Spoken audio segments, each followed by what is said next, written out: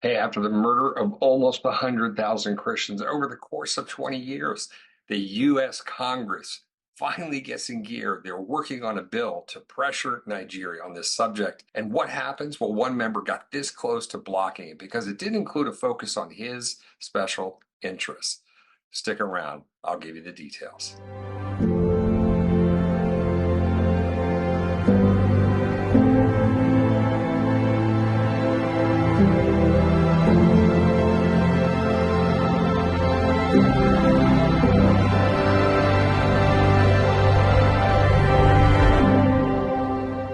Hey, if by chance you're new to this channel, you may not be familiar with the background on Nigeria. I'm telling people this all the time, but quick context. Nigeria, 20 years, mass murder of Christians, up to 100,000 killed by radical Islam, 3.5 million Christian farms and farm families and farmers, those lands taken. And the actor in both of these events, it's armed radical terror Islam. There's different smaller factors. The tribe is called the Fulanis. There's some different factors that play into it, but those are all side issues.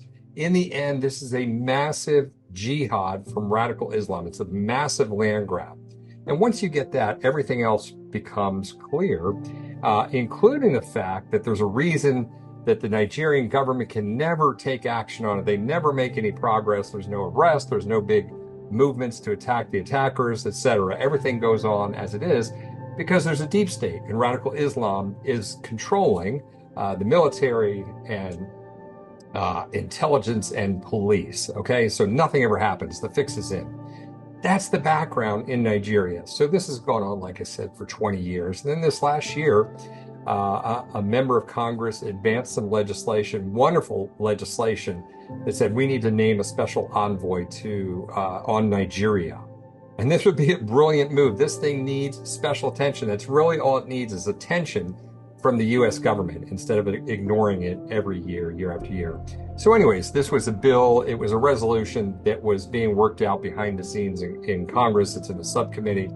And there was big drama recently because basically it was coming up for a vote. And then one member says that his party is not going to support it because it only mentions Christians and it doesn't mention his special interests. Well, this is mind-boggling. Again, when you understand the scale, the micro genocide that's going on, the mass murder, like I said, 20 years, 100,000 Christians, and you're going to play politics instead of trade and say, hey, I'll support this. Can we also do a resolution on my, particular issue? That'd be a thing to be like, yes, let's do that.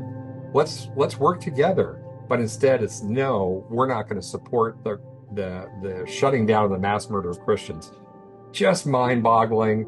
We'll show you the clip. Congress can't simply say, we're only concerned about Christian persecution.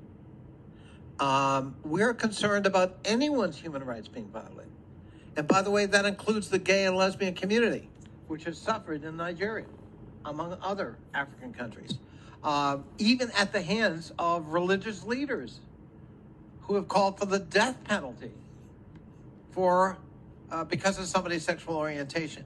So, if we're going to express ourselves with respect to human rights abuses, as we should, it ought to be a comprehensive statement, not a particular group we single out and basically say that's the one we're concerned about. That's the introduction to why it's so incredibly hard to get anything done on Nigeria. It's politics, and the Nigerian government keeps lying to Washington.